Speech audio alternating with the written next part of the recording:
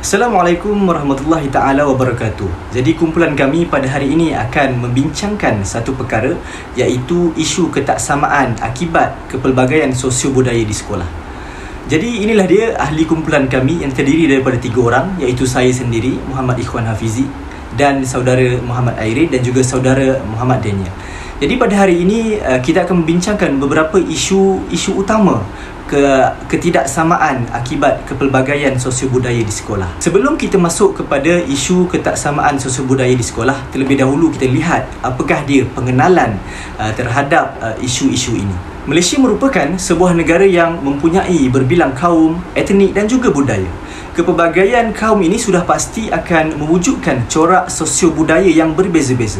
Perbezaan yang wujud ini sebenarnya tidak harus dijadikan sebagai tembok untuk mewujudkan pelbagai jurang dalam sistem masyarakat, terutamanya dalam bidang pendidikan. Sebaliknya, ia sepatutnya menjadi satu kekuatan dalam membentuk sebuah negara yang maju, harmoni dan juga sejahtera. Namun begitu, kepelbagaian budaya telah menyebabkan berlaku isu ketidaksamaan sosio-budaya dalam kalangan masyarakat di Malaysia. Jadi sebelum kita melihat isu-isu ketidaksamaan sosio-budaya dalam kalangan masyarakat di Malaysia, terlebih dahulu kita perlu tengok apa yang dimaksudkan dengan sosio dan apa yang dimaksudkan dengan budaya dan apa yang didefinisikan sebagai kepelbagaian sosio-budaya itu tersendiri. Kita pergi kepada definisi sosio. Sosio didefinisikan sebagai kata awalan yang merujuk kepada berkaitan tentang faktor sosial atau kemasyarakatan.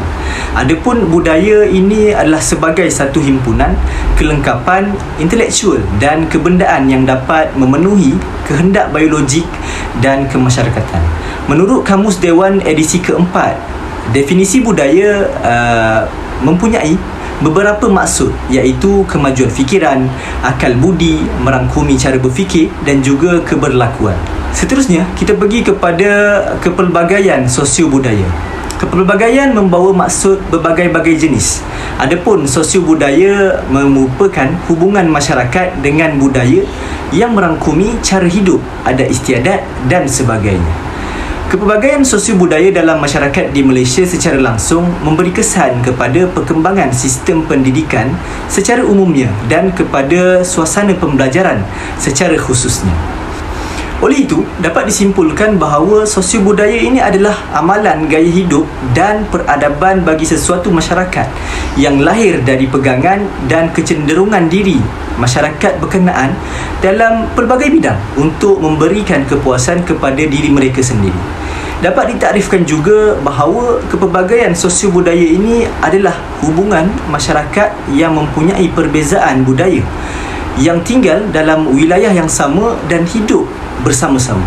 Jadi mari kita lihat isu ketidaksamaan sosio-budaya dalam kalangan masyarakat di Malaysia. Isu yang pertama adalah penguasaan bahasa dan kemahiran berkomunikasi. Isu ini berlaku atas beberapa faktor yang mana pada akhirnya boleh menimbulkan beberapa implikasi, terutamanya terhadap bidang pendidikan ini. Jadi mari kita pergi kepada faktor yang pertama. Faktor yang pertama adalah faktor latar belakang keluarga. Murid yang membesar di dalam keluarga yang hanya bertutur dalam bahasa ibunda ini mungkin akan mengalami kurang menguasai bahasa pengantar, terutamanya di sekolah. Hal ini kerana mereka kurang mendapat pendedahan, bahkan mendengar bagaimanakah pertuturan yang rasmi, yang mana akhirnya menyebabkan mereka ini menghadapi masalah dalam menguasai bahasa pengantar. Seterusnya, murid terbawa-bawa dengan penggunaan berkomunikasi di rumah ke sekolahnya.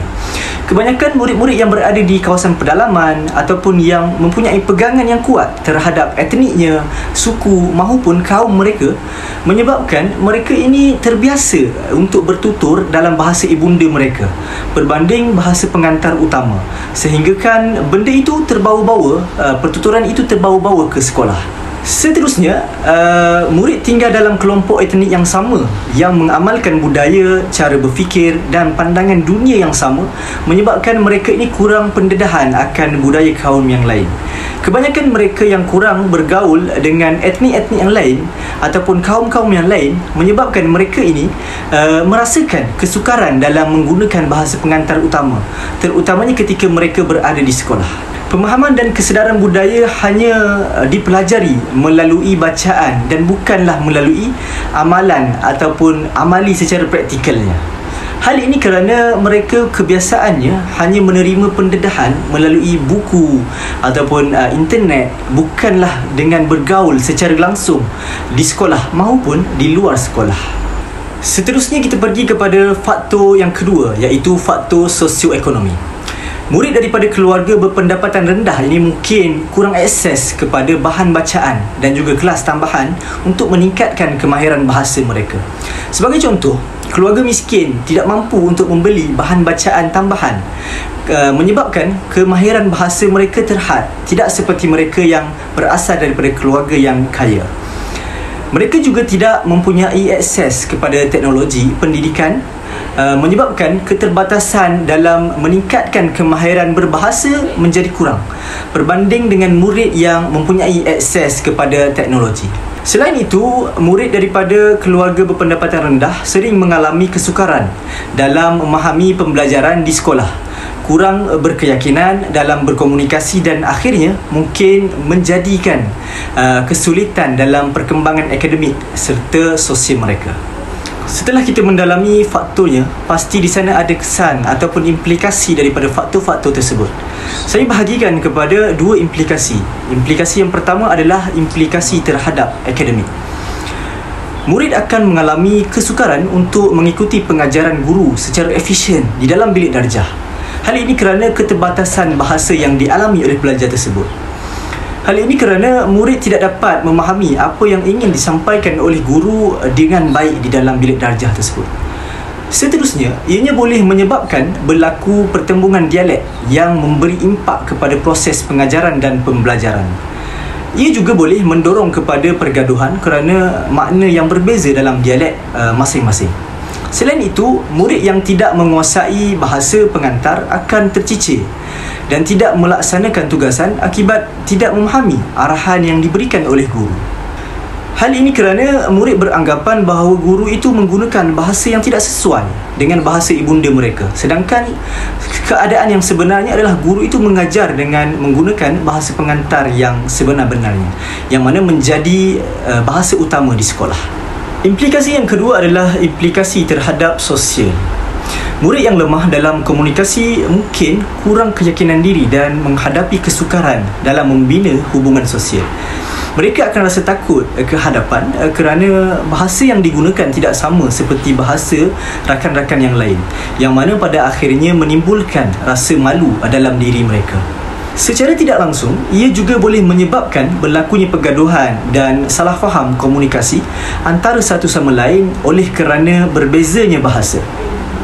Hal ini boleh berlaku kerana salah faham akibat pelbagaian dialek yang membawa maksud yang pelbagai, yang mana pada akhirnya boleh menimbulkan pergaduhan sesama murid di sekolah. Seterusnya, berisiko untuk dipinggirkan oleh rakan sebaya.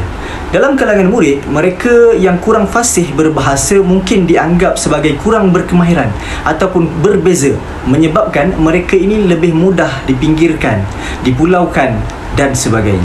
Dalam keadaan tertentu, mereka mungkin menjadi sasaran ejekan dan buli verbal kerana cara mereka bertutur yang kurang lancar dan tidak sama seperti mereka yang lain. Jadi, dalam hal ini, guru perlulah memainkan peranan mereka bagi memastikan masalah ini tidak berlarutan dan berterusan, terutamanya di sekolah. Pertamanya ialah percakapan dan arahan guru perlulah terang dan jelas. Guru perlu selalu mengulang arahan yang agak sukar difahami oleh murid mereka agar dapat memberikan penjelasan dan kefahaman kepada murid-murid tersebut. Dalam konteks ini juga, murid-murid digalakkan untuk bercakap supaya dapat membiasakan diri dengan bertutur menggunakan bahasa pengantar. Seterusnya, guru perlu memastikan murid-murid ini menggunakan bahasa pengantar semasa proses berinteraksi. Guru mestilah mahir dalam mengajak murid ini untuk berbual dan topik yang dibualkan itu mestilah topik yang berkaitan dengan kehidupan murid itu sendiri. Hal ini secara tidak langsung sebenarnya dapat membantu murid-murid tersebut dalam meningkatkan kemahiran bahasa mereka. Seterusnya, guru memberikan pendekatan komunikatif semasa proses pengajaran dan pembelajaran. Di dalam hal ini, peranan guru adalah dengan memberikan galakan kepada murid-murid mereka untuk berkomunikasi dalam pelbagai aktiviti. Sebagai contoh, aktiviti mendengar, menyebut, berbincang dalam kumpulan dan lain-lain. Dan yang terakhir sekali adalah aktiviti modeling, iaitu guru memerlukan seseorang sebagai pembantu untuk membantunya dalam model. Di sini, model itu menunjukkan gambar kepada murid manakala murid-murid mendengar apa yang dipertuturkan dan mereka akan mengikut apa yang disebut oleh model tersebut, kemudian mengulang apa yang mereka dengar. Dekat sini secara tidak langsung mereka dapat membantu murid-murid tersebut dalam bertutur dengan lebih baik, terutamanya bertutur di dalam bahasa pengantar. Assalamualaikum warahmatullahi wabarakatuh. Nama saya Muhammad Airil Zul Majdi Bazri. Saya akan teruskan mengenai isu ketidaksamaan. Isu yang kedua iaitu layanan guru terhadap murid. Jadi faktor yang pertamanya adalah melalui kelas sosial lah. Murid terdiri daripada pelbagai kelas sosial seperti rendah, sederhana dan tinggi. Kelas sosial ni wujud disebabkan taraf pendidikan ataupun taraf sosioekonomi sesebuah keluarga tersebut. Jadi kelas sosial yang sederhana dengan tinggi ni dia memberi peluang mereka untuk mendapatkan pendidikan yang lebih luas berbanding mereka yang berada dalam lingkungan taraf sosioekonomi yang rendah lah. Jadi kelas sosial sederhana dan tinggi ni dia mempunyai latar belakang keluarga yang berpendidikan tinggi dan juga mementingkan pendidikan dalam kehidupan mereka. Jadi seterusnya kelas sosial rendah, mereka ni menghadapi masalah pembiayaan, kemudahan belajar ataupun kurangnya kelengkapan untuk belajar dan sebagainya lah. Jadi mereka ni kurang bersemangat dan berisiko untuk menghadapi masalah keciciran dalam persekolahan. Mereka ni lebih mementing untuk menolong ibu bapa mereka berbanding belajar kerana taraf hidup yang rendah lah. Jadi mereka ni mempunyai latar belakang keluarga yang berpendidikan rendah. Jadi faktor yang kedua, pencapaian akademik, iaitu pencapaian akademik murid saling berkait rapat dengan keterlibatan mereka sewaktu PDP berjalan. Murid yang aktif bertanya ataupun memberi respon, jadi dia ni cenderung untuk lebih berjaya dalam pencapaian akademik berbanding murid yang pasif. Guru juga akan dapat menilai tahap penguasaan murid yang aktif itu lebih tinggi berbanding murid yang pasif tadi itulah. Jadi guru akan lebih cenderung untuk menjawab dan memberi respon kepada murid yang aktif sahaja. Seterusnya faktor yang ketiga melalui jantina. Menurut Brody and Everson dan juga Bank, guru perempuan lebih cenderung untuk berpandangan negatif terhadap murid lelaki berbanding dengan murid perempuan. Jadi ini kerana murid lelaki ni dianggap sebagai bermasalah di dalam kerana mereka ni sering dikatakan hilang fokus, gemar mengganggu rakan lain serta tak membuat kerja rumah lah. Jadi keadaan ni dia boleh mempengaruhi tingkah laku dan juga cara layanan guru terhadap murid tersebut. Jadi murid perempuan ni boleh dikatakan lebih bersedia untuk menghadiri kelas ataupun mereka juga akan lebih fokus dengan proses PDP.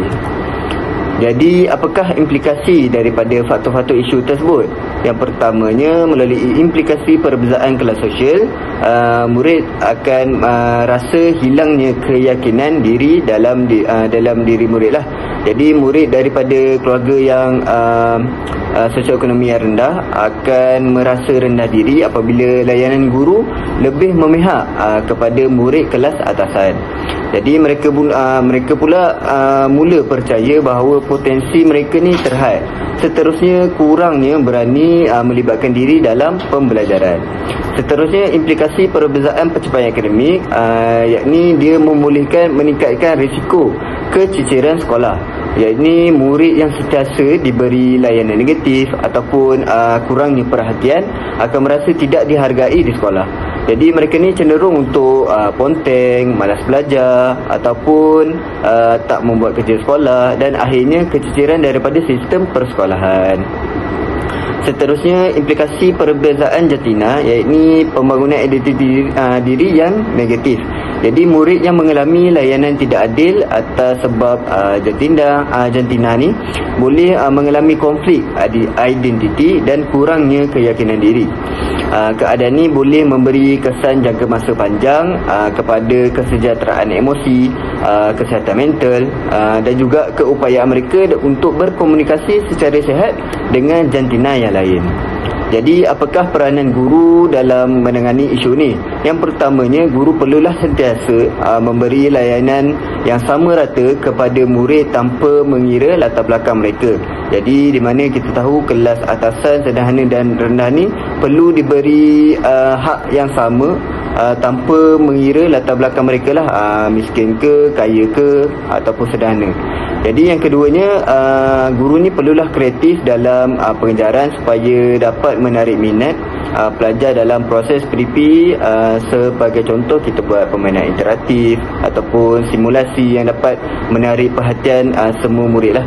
Jadi yang ketiganya, guru ni perlulah memberi semangat dan juga motivasi kepada golongan yang rendah, bahawa pendidikan ni bukan hanya bagi golongan sederhana dan tinggi sahaja. Jadi guru ni juga berperanan memberi semangat kepada golongan-golongan yang berpendidikan rendah ni untuk kita melahirkan lagi generasi yang ramai dan berpendidikan.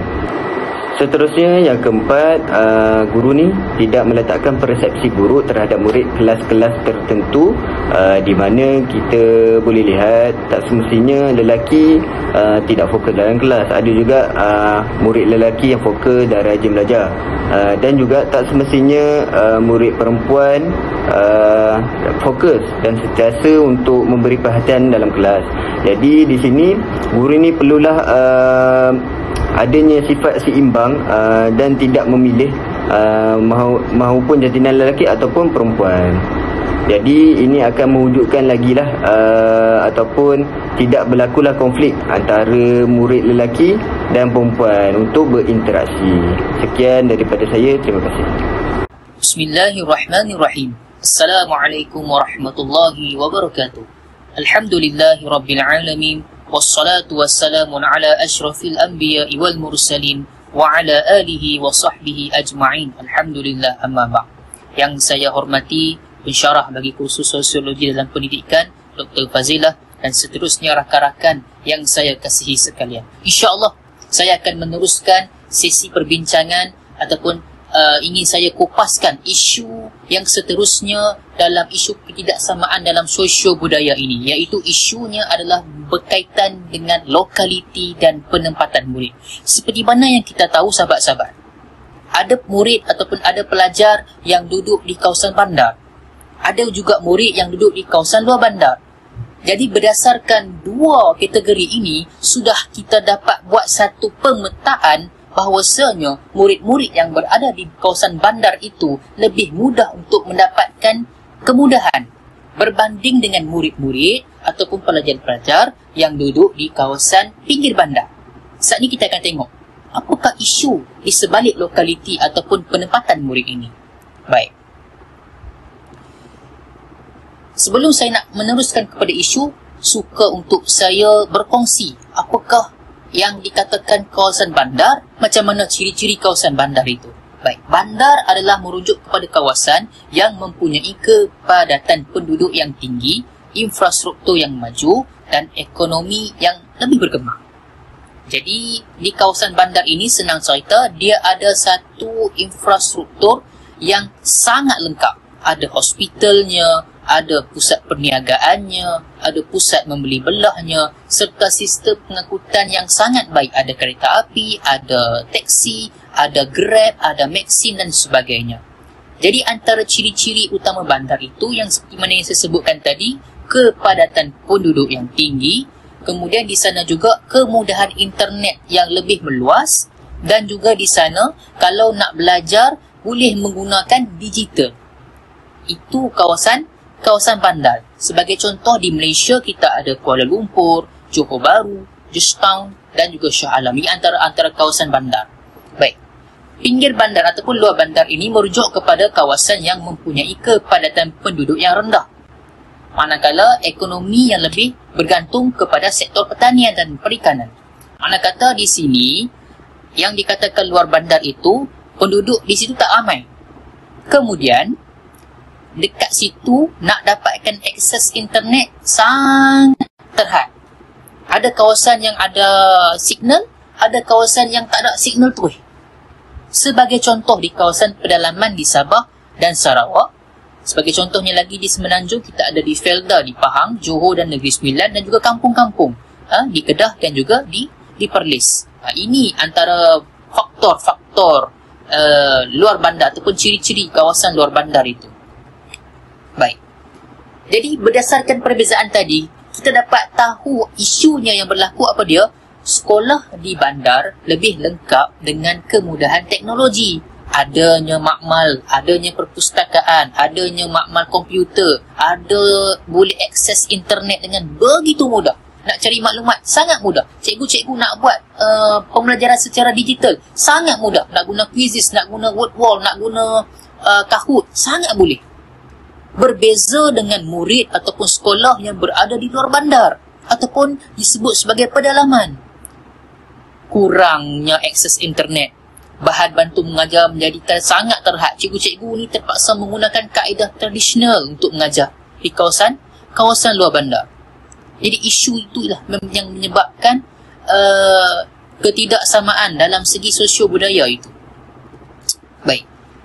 Yang kedua yang membezakan antara murid bandar dengan murid di luar bandar adalah dari segi jurang sosio-ekonomi antara kawasan. Kalau di kawasan bandar, kebanyakannya datang ada keluarga yang pendapatan sederhana ataupun berpendapatan yang sangat tinggi. Waris mereka, mak ayah mereka bekerja yang sangat baik. Berbeza dengan murid yang berada di luar bandar, yang mana mereka ini latar belakang mereka daripada keluarga yang bukan senang. Jadi, disebabkan kurang senang itu tadilah, mungkin ada parents ataupun mak ayah ataupun yang penjaga kepada murid itu, anak itu, akan merasakan akademik ini kurang penting. Sebab tak ada cukup duit. Nak mengaji, kena bayar duit. Nak mengaji, kena bayar yuran. Jadi, macam mana nak bayar yuran, kena ada duit. Nak kena bekerja dan sebagainya. Sedangkan nak beli makan pun susah. Itulah yang dialami oleh murid-murid di luar bandar. Baik, seterusnya.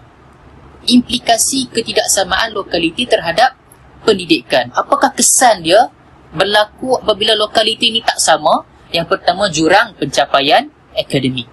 Yang mana murid di bandar cenderung mendapat pencapaian yang lebih tinggi berbanding dengan murid yang tinggal di luar bandar. Satu. Yang kedua, kelemahan dalam literasi digital. Yang mana murid di luar bandar kurang terdedah kepada teknologi, mengalami kesukaran untuk menyesuaikan diri dengan pembelajaran digital.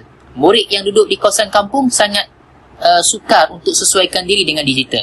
Itu yang kedua. Yang ketiga, keterbatasan peluang kerjaya dalam dan pendidikan lanjutan. Yang mana murid luar bandar mungkin kurang mendapat maklumat tentang untuk melanjutkan peluang kerjaya berbanding dengan murid yang duduk di kawasan bandar. Dan yang terakhirnya adalah motivasi dan aspirasi pendidikan yang rendah, yang mana kekurangan pendedahan kepada persaingan akademik dan kurangnya contoh kejayaan di persekitaran mereka boleh menyebabkan murid di luar bandar kurang bermotivasi untuk mencapai kejayaan akademik. Baik. Jadi apakah peranan guru dalam menangani isu ini? Yang pertamanya, tingkatkan kreativiti dalam pengajaran. Itu satu. Tingkatkan.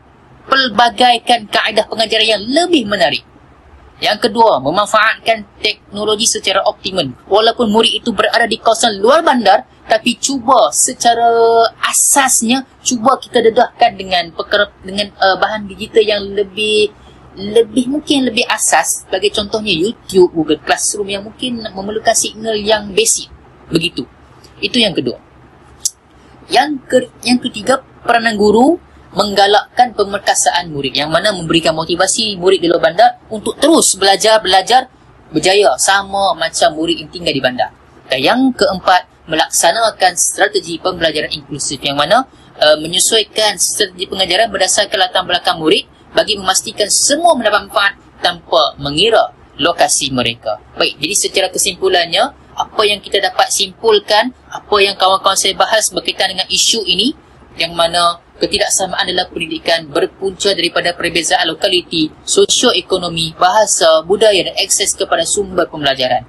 Jadi, Bagi mengatasi isu ini, sistem pendidikan perlu lebih inklusif dengan memastikan akses saksama kepada kemudahan pembelajaran, latihan guru yang efektif serta dasar yang menyokong semua lapisan masyarakat. Dengan kerjasama semua pihak, pendidikan yang adil dan berkualiti dapat dicapai dan seterusnya membentuk generasi yang berdaya saing dan sejahtera. Sekian saja daripada kami, kumpulan yang membentang. Maka apa yang baik itu ambillah dan apa yang buruk itu tinggalkan. Allah Subhanahu wa taala a'lam. Kita berjumpa lagi pada perbincangan pada masa yang akan datang. Wabillahi taufiq wal hidayah. Wassalamualaikum warahmatullahi wabarakatuh. Saya nak bawakan satu soalan. Okey. Adakah adil untuk kita katakan bahawa isu penguasaan bahasa ni sebenarnya banyak dialami oleh orang yang berada di kawasan pedalaman? Mungkin suatu soalan yang baiklah saya boleh katakan. Tapi untuk menjawab soalan tersebut, saya boleh katakan sebenarnya memang tidak adil lah jika kita nak katakan bahawa keseluruhan murid yang mengalami masalah bahasa ini hadirnya daripada kawasan pedalaman. Sebenarnya tidak adil. Tapi kebanyakan daripada masalah ini berlaku hadirnya daripada kawasan pedalaman juga. Oleh kerana mereka ini kekurangan akses, termasuklah akses kepada teknologi dan kurangnya berinteraksi dengan orang ramai, dan juga mungkin boleh kita katakan dia kurang menggunakan bahasa pengantar ini di rumah mereka, yang mana mereka ini lebih mengutamakan bahasa ibunda mereka sendiri. Namun begitu, suka juga untuk saya ketengahkan bahawa masalah ini juga berlaku bagi murid-murid yang berada di kawasan bandar. Kerana apa? Kerana mereka juga banyak terdedah dengan teknologi yang terlampau banyak, yang pada akhirnya boleh mempengaruhi bahasa mereka sendiri. Sehingga kan mereka lebih gemar bertutur menggunakan bahasa Inggeris, yang mana pada akhirnya menyebabkan mereka ini tidak pun mempunyai kemahiran yang begitu baik dalam menggunakan bahasa Melayu sebagai bahasa pengantar. Saya kira ianya menjawab soalan saudara lah. Yeah. Berdasarkan slide pertanyaan kamu tadi, di mana layanan guru yang tidak adil terhadap murid atas faktor seperti apa? Seperti perbezaan kelas sosial, pencapaian akademik dan jantina. Ianya mampu memberi kesan negatif pada pembangunan emosi, sosial dan akademik pelajar. Jadi soalan saya, pada pandangan kamu lah, pandangan Aidil lah, mengapakah guru perlu bersikap adil dan inklusif terhadap semua pelajar tanpa mengira latar belakang mereka, dan bagaimanakah sikap ini boleh membantu melahirkan generasi yang seimbang serta harmoni di Malaysia?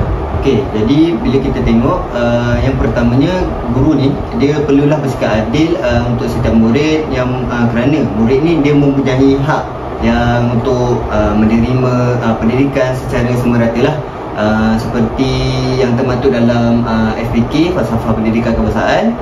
Pendidikan ni bukan sekadar hak eksklusif untuk kelompok tertentu saja, tetapi juga hak asasi setiap murid. Jadi sebagai contohnya, murid yang kita berasal daripada latar belakang yang keluarga miskin ataupun rendah ni, mungkin dia mengalami cabaran yang besar dalam pelajaran disebabkan kekurangan wang ataupun macam saya cakap tadi lah, kekurangannya peralatan untuk belajar. Jadi sekiranya guru ni mengambil pendekatan yang berat sebelah, jadi dia dapat mengakibatkan keperluan emosi serta akibat akademik murid ni dia menjadi terkesan yang sangat serius lah. Jadi murid ni akan mula percaya bahawanya peluang untuk mereka terbatas hanya kerana status sosial keluarga mereka, sekaligus menyebabkan mereka ni berhenti untuk berusaha mencapai potensi yang sebenar lah. Jadi seterusnya, sikap inklusif dan juga adil dalam guru ni juga penting untuk menggalakkan lagi interaksi sosial yang positif serta harmoni antara pelajar. Jadi tak kisahlah jantina ataupun kaum yang lain. Jadi layanan yang tidak berat sebelah ni, dia bolehkan guru ni secara langsung untuk menunjukkan contoh teladan yang baik kepada pelajar. Jadi hal ini membantu juga mereka memahami ataupun mengetahui setiap manusia itu mempunyai nilai yang sama tinggi tanpa mengira latar belakang. Itu saja daripada saya. Terima kasih. Mengapa murid di luar bandar sering mengalami ketidaksamaan dalam pendidikan berbanding dengan murid di bandar? Okey, terima kasih di atas soalan yang baik. Seperti mana yang saya sebutkan tadi, murid-murid yang tinggal di bandar ialah murid-murid yang mudah untuk mendapat akses dalam bidang pendidikan. Sebagai contohnya, kalau contoh ada tawaran untuk masuk ke universiti ataupun tawaran untuk untuk peluang kerjaya dan sebagainya, mereka lebih mudah untuk dapat maklumat tu, dan mereka ini selalunya akan didahulukan berbanding dengan murid-murid ataupun pelajar-pelajar yang duduk di luar bandar. Sebab luar bandar ini, seperti mana kita tahu, mereka sangat kurang ataupun sangat terhad kepada akses kepada internet. Jadi maklumat apa yang mereka dapat itu mungkin agak lambat, dan kadang-kadang mungkin sampai dah tutup dah tarikh tu. Jadi dalam isu pendidikan ni, memang isu ni tidak akan adil sampai bila-bila selagi mana isu ni tidak dibendung oleh pihak kerajaan sendiri. Jadi pihak kerajaan kena membuat satu inisiatif ataupun membuat suatu kita panggil jalan macam mana nak memastikan dua kategori ini, pelajar di bandar dengan luar bandar ini, mendapat akses pendidikan yang sama banyak dan sama adil. Terima kasih.